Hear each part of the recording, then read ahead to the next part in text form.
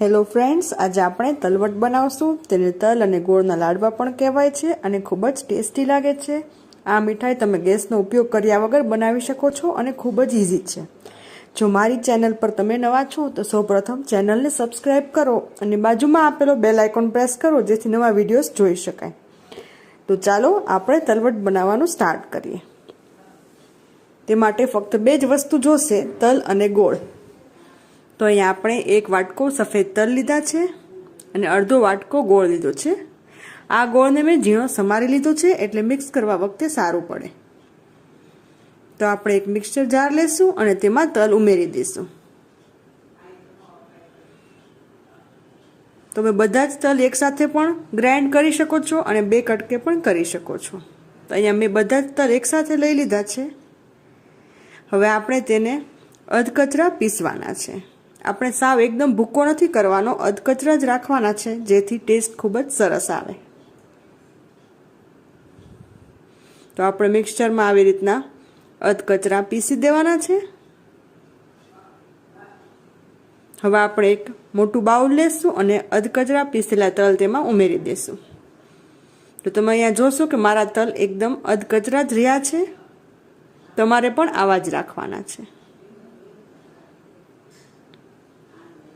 તો અધકચરા પીસેલા તલ છે એ આપણે બાઉલમાં ઉમેરી દઈશું. ત્યારબાદ તેમાં આપણે ગોળ ઉમેરવાનો છે. તો એ મેં અડધી વાટકી ગોળ લીધો છે અને તેને પણ ઝીણો સમાર્યો છે જેથી તમને મિક્સ કરવા વખતે સરળતા રહે. તો અહીંયા ગોળનું માપ અડધું રહેશે એટલે કે એક વાટકી. તમે જો તલ લીધા હોય તો ગોળ તમારે અડધી વાટકી લેવાનો છે.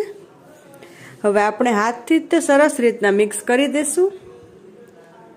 તો ગોળ અને તલ એકદમ સરસ રીતે મિક્સ થાય ત્યાં સુધી તમારે આવી રીતના મિક્સ કરતા રહેવાનું છે.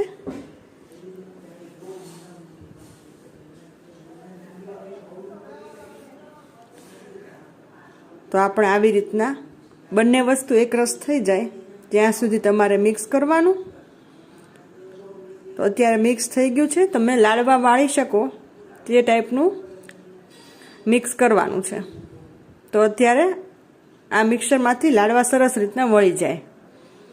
તો બાજુમાં એક પ્લેટ મૂકી દઈશું અને લાડવા વાળશું. તો આપણે હાથમાં થોડું મિશ્રણ લેવાનું અને આવી રીતના લાડવા વાળવાના. લાડવા પણ ખૂબ જ સરસ વળશે.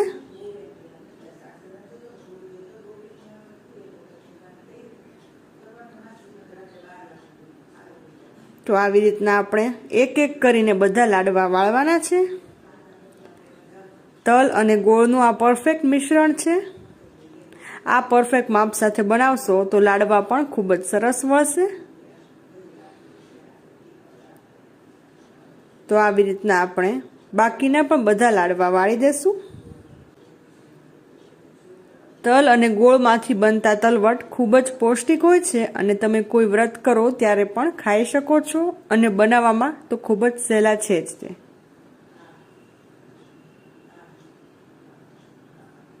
તો આપણે આવી રીતના બધા જ લાડવા વાળવાના છે.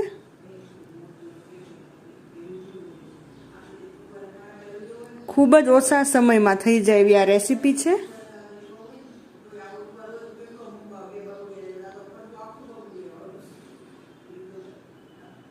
તો એક વાટકી તલમાંથી આટલા લાડવા વળશે. તો આપણે તેને એક સર્વિંગ પ્લેટમાં લઈ લેશું.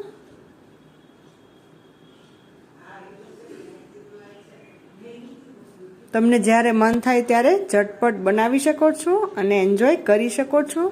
જો મારી રેસીપી ગમી હોય તો વિડીયોને જરૂરથી લાઈક કરજો. હેલો ફ્રેન્ડ્સ, આજે આપણે બનાવશું શીંગપાક. આ રેસીપીથી શીંગપાક ખૂબ જ સરળતાથી અને ઓછા સમયમાં બની જાય છે.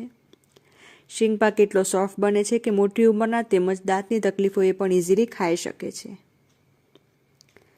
ચાલો આપણે શીંગપાક બનાવવાનું સ્ટાર્ટ કરશું. એ માટે મેં શેકીને ફોતરા કાઢેલી શીંગ લીધી છે 1 કપ.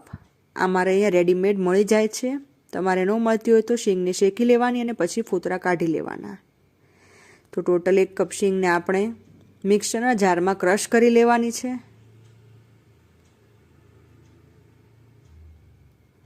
તો અહીંયા આપણે એકદમ સ્મૂથ પાવડર નથી બનાવવાનો, થોડું કચકચરું રાખવાનું છે મિશ્રણ. તો અહીંયા શીંગનો ભૂકો રેડી થઈ ગયો છે. હવે આપણે શીંગપાક બનાવવાનું સ્ટાર્ટ કરશું. એ માટે એક કઢાઈમાં આપણે 3 ચમચી ઘી ઉમેરશું. તો અહીંયા મારું થીનું ઘી છે, જો તમે ઓગાળેલું ઘી યુઝ કરતા હોય તો એ પ્રમાણે થોડું વધારે લેવું પડશે. હવે ઘી ઓગળી જાય એટલે તેમાં ગોળ ઉમેરવાનો છે. તો ટોટલ આપણે અડધી વાટકી ગોળ લેશું.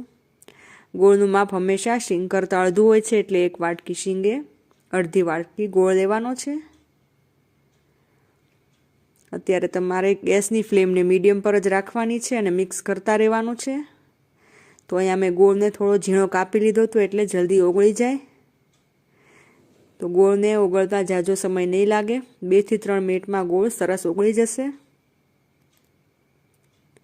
આપણે અહીંયા ગોળ ઓગળે ત્યાં સુધી જ રાખવાનું છે, ગોળનો પાયો નથી બનાવવાનો.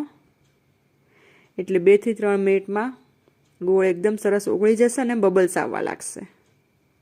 હવે આપણે ગેસની ફ્લેમ બંધ કરી દઈશું અને પછી શીંગનો ભૂકો એડ કરશું. તો આ વાતનું ખાસ ધ્યાન રાખવાનું કે ફ્લેમ બંધ કરો પછી ત્યાં શીંગનો ભૂકો એડ કરવાનો, નહીંતર જો ગોળ વધુ થઈ જશે તો શીંગ પાક એકદમ કડક બનશે અને ખાવામાં મજા નહીં આવે. તો ફ્લેમ બંધ થાય એટલે ભૂકો એડ કરશું અને સરસ રીતના બધું એક રસ થઈ જાય એવી રીતના મિક્સ કરશું. તો તમને અત્યારે બતાશે કે એકદમ સરસ મિક્સ થઈ ગયું છે. હવે આપણે ગેસ પરથી નીચે ઉતારી લેશું.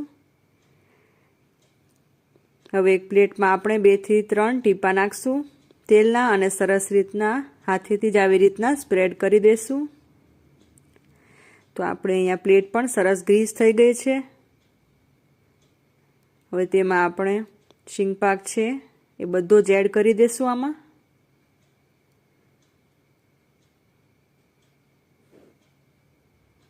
હવે શીંગપાકનું સરસ લેવલિંગ થાય એ માટે આપણે એક વાટકીનો પાછળનો ભાગ છે એમાં થોડું તેલ એપ્લાય કર્યું છે અને પાછળના ભાગથી જ આપણે આવી રીતના પ્રેસ કરશું, જેથી શીંગપાક સરસ રીતના આખી ડીશમાં આપણે પાથરી શકીએ અને એક સરખો લેવલિંગ આવે એટલે પીસ પણ સરસ પડે.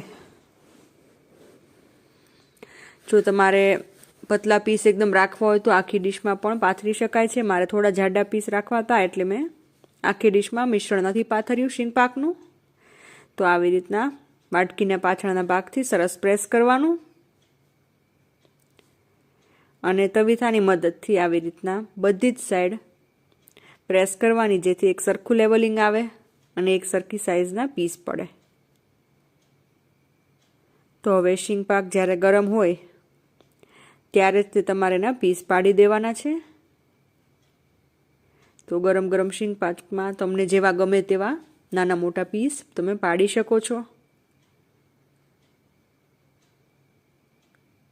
આ શીંગપાક એટલો સોફ્ટ બને છે કે બધાને ખૂબ જ ભાવશે અને ખૂબ જ ઓછા સમયમાં પણ બની જાય છે.